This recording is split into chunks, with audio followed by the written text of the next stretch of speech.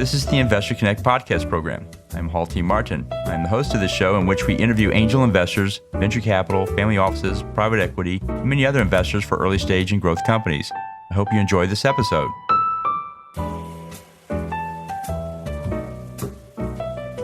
Investor Connect is a 501c3 nonprofit dedicated to the education of investors and startups for fundraising. Please consider donating $100 to the program to help others in their investor and entrepreneur journey. You can find the donate button on the investorconnect.org website.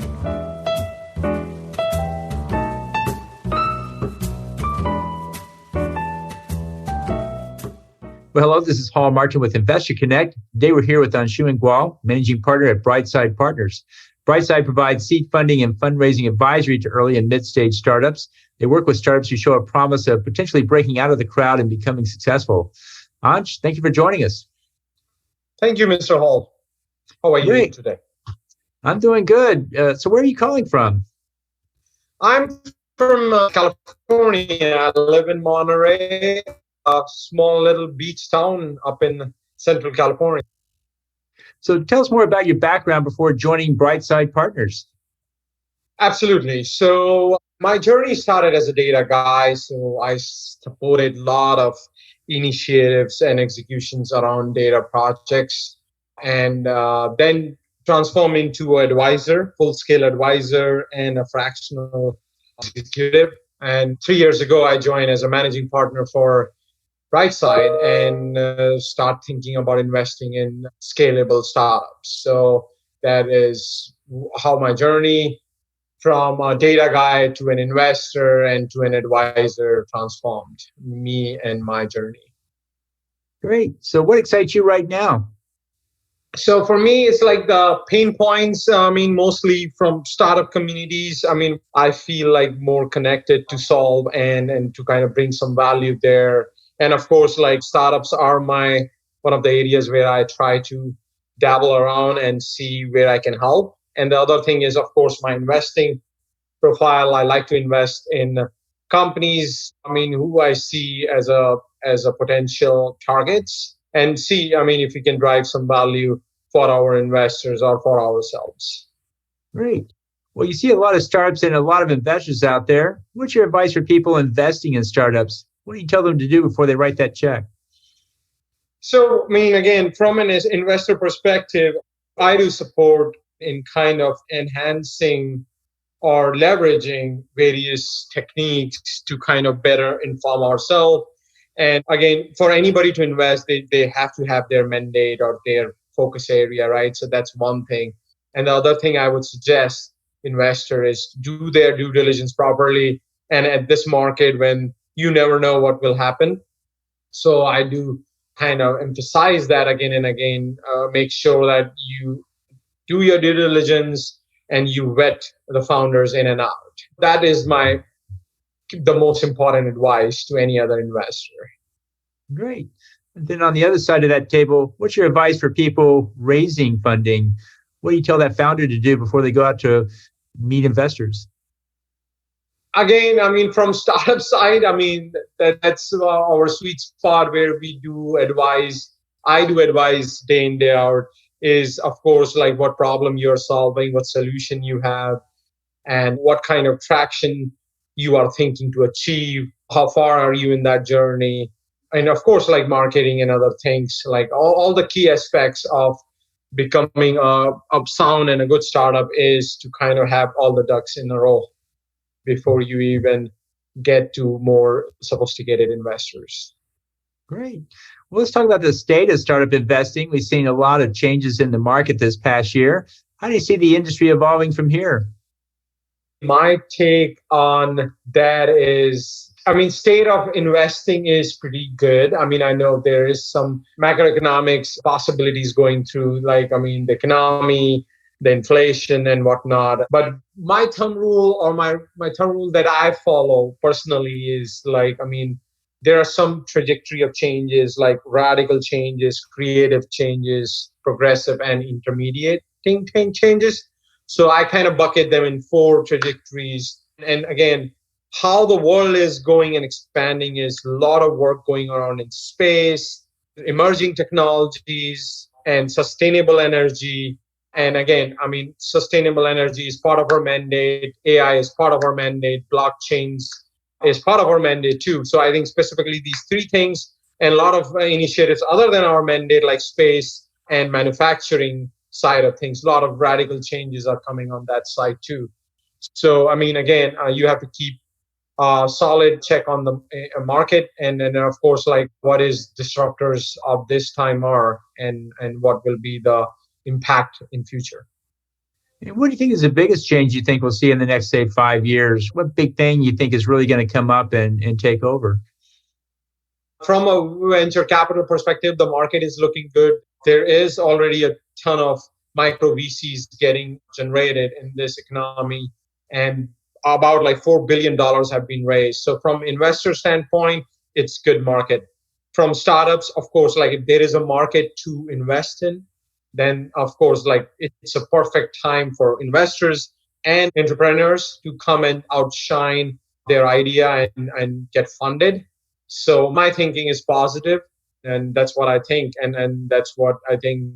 A lot of discussions are happening. Some folks do have a negative feeling about it, that at the time of, I mean, and we are almost there at the recession, so there might be talks that companies and individuals are thinking to save money, but I don't think so that will happen. Okay. Well, tell us more about your investment thesis and how did you arrive at it? So building an investment thesis is mind grinding and mind like boggling, I think, at times effort, right? I mean, you have to bring the right juices. And for us, it was like 7 to 6 months solid to kind of put our heads around it. So we kind of started with, okay, we will focus on certain industries like financials, healthcare, and retail. And then, of course, like emerging technologies. So our thesis evolved like from industry specific and also, of course, looking at these emerging technologies. Then we kind of started to think them together, right? How these together will make an impact. So the intersection between these three industries that I just talked about are going to change with these emerging technologies like AI, blockchain, battery technology, and digital computing, and so on. So, how these are going to make a significant impact on the industry is where our focus lies. And then that's what we are calling our mandate as well. So, and again, there has been some solid exits happening in this focus area. And that's what we are trying to double down and focus on with our kind of a strategic niche, which is our acceleration piece. Again, we are not an accelerator, but we do have an acceleration so that we for sure guarantee 5x or 10x returns to our investors. Great. Well, can you mention one or two startups, perhaps a portfolio or two that fit that thesis? Yes, we do have some startups that we accelerated, like, and one of them is Empo that just got funded for 300K. That's their pre-seed round. And a couple of them other are in our portfolio that we are working with. But some of the past opportunities that match our mandate are Grid, Jewel, Case, Swisswall, Gapner, Strandigo, that we kind of were thinking to invest, but we just let them go because, due diligence was not up to the mark.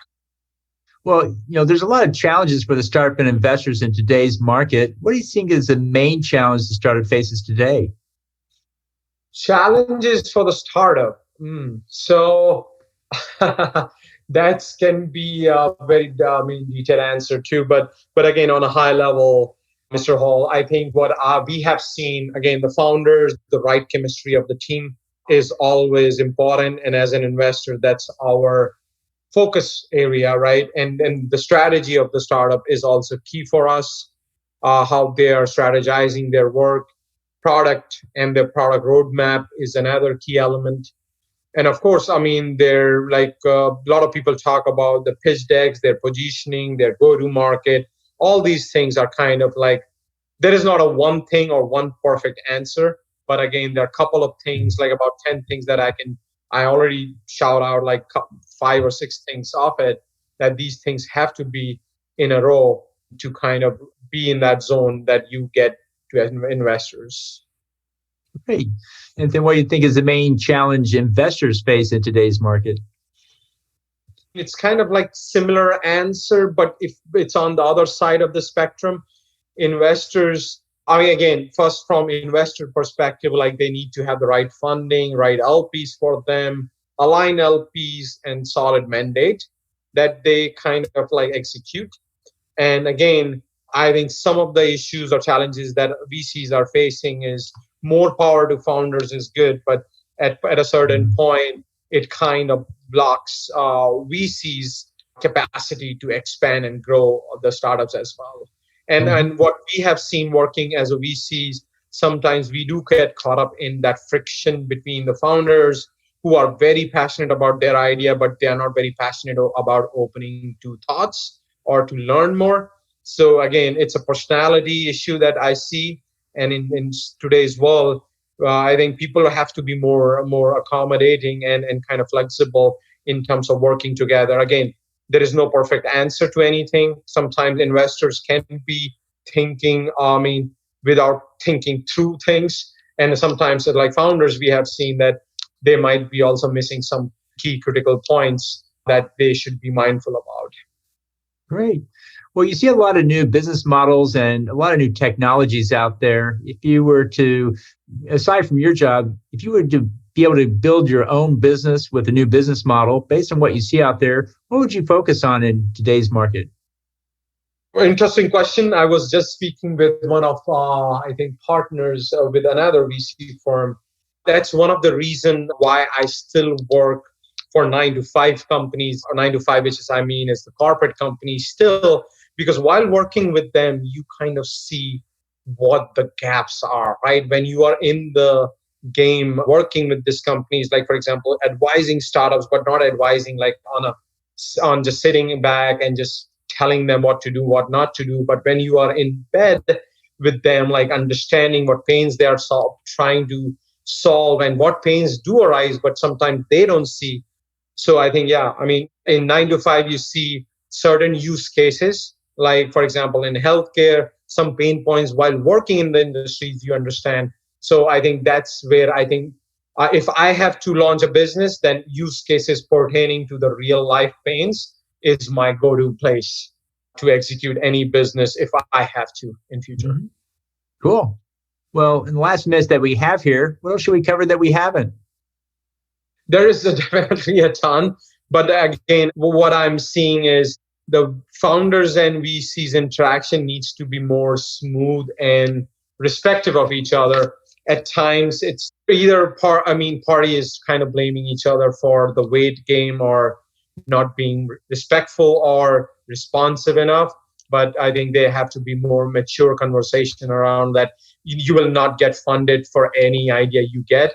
So same goes with VCs. Like if you think some founders are investable, but you have to also understand and respect the founders. If they don't want you to be an investor, then you have to just relax and give them that space. A lot of times there is a lot of tension between, you meet our mandate, we do respect you, but at times they have a choice to have that rebuttal or maybe opt to not to be a part of that. Right. Well, that's always the challenge. We stand between the investor and the startup, and we try to balance between the two and close the gap between what the startup wants to do and what the investor wants to invest in. And there rarely is, coming together right at the beginning, but over time it can. Have you ever been able to do that? Just be able to, close that gap one way or the other between the two? Yes, we do. I think communication solves a lot of things, but at times, it's personalities that comes to play that we have to navigate. I think with this experience and navigating different startups, I think we can consider ourselves that's another placement or understanding that we bring in as a VC that is playing in our advantage. So when you say communication techniques, what are some examples of that? Some examples, sometimes you have to coach the founders, mentor the founders in a different way. Sometimes they're strong-headed. Sometimes they like couple of our founders. Like I can give specific examples. One of the founders we worked with was a young guy. I mean, 23-year-olds, never had an experience in a professional world, just graduated from college, but my dreams were very high, and again, like, I'm very positive. I wanted to win this idea and wanted to be a millionaire as soon as possible. But again, all these desperations we do understand. We have been at that age once. And again, sometimes you have to be patient, and things comes with time. So those are the specific things when we specifically see when we work with young founders. Right. I find there's a lot of unrealistic expectations among first-time founders and how fast things happen and how much you have to bring to the table. And I find they're usually off by a factor of 10. It's not even close. It's just way out. And one thing I found is if you take an inexperienced founder and put them with an experienced one and start talking about it, they can help open their eyes a little bit about it's not an investor telling you this, it's another founder telling you this, that you really aren't going to raise that $5 million in 3 months. You're just not. You're going to raise maybe $500K in 6 or more months in today's market. You just have them talk to one of their own, so to speak, to get a level set. Because I hear all kinds of things come through the funding door about what they want to raise and how fast they think they're going to raise it. But they really haven't done that before. And so having them talk to one of their own founders really can help get, well, how long did it take you the first time? Oh, took 2 years. Oh, okay. Well, that's a different story. And it starts to settle in a little bit. I don't know if you ever tried anything like that. I mean, yes, we do introduce different founders within each other in that ecosystem we have created. Again, I mean, as you said, Mr. Hall, I think the best way is to kind of interact, talk people who have similar experiences. You learn from people's wisdom, and more experienced people that you talk to, more wise you get. So I think, yeah, those basic principles still hold with, normal life or even while you're investing. So, yeah, and we do inculcate those feelings, and we do push those feelings whoever we work with, that this is 5 to 10 years commitment, and you have to be patient and be mindful of different aspects of this journey. And again, if you believe in your idea and if your idea is solving some realistic problems, then yeah, definitely you can be that unicorn level of founder, I think, at a time. Well, great. Well, this has been great catching up with you. How best for listeners to get back in touch with you? Oh, this is kind of very particular thing. I mean, I'm very, very active on social media like LinkedIn. I do attend a lot of conferences, a lot of webinars. I'm a speaker in many functions, but that's something I'm trying to avoid because, a lot of people speaking, and again, that's still a way to spread out your name, but that's a status quo that I'm trying to break within this ecosystem. And I do tell them, like, hey, I'm done speaking. I'm more of rather bring me a problem, I will try to solve by rolling up my sleeve, rather attending these conferences and becoming a speaker and just talking to several aspects and just answering questions is not very, very fruitful eventually, what I'm seeing. It's like, I think talking time is over. Let's get things going. And I'm happy to solve your problems. Let's connect and let's talk. So that is something, I'm very, very personal about. And again, I'm not challenging or hating anybody to do that, but I am challenging the status quo that, hey, you organize a lot of events with these startup companies. Rather, bring startups who are struggling and find a way to really help them on the ground. So that's something is I'm trying to change, and I'm very, very passionate about it. Well, that's great. Well, I want to thank you for joining us today. We'll put all your contact details in the show notes, and we hope to have you back for a follow-up soon. Absolutely, Mr. Hall. Thank you. Investor Connect helps investors interested in startup funding. In this podcast series, experienced investors share their experience and advice. You can learn more at investorconnect.org. Paul T. Martin is the director of Investor Connect, which is a 501c3 nonprofit dedicated to the education of investors for early-stage funding. All opinions expressed by Hall and podcast guests are solely their own opinions and do not reflect the opinion of Investor Connect. This podcast is for informational purposes only and should not be relied upon as a basis for investment decisions.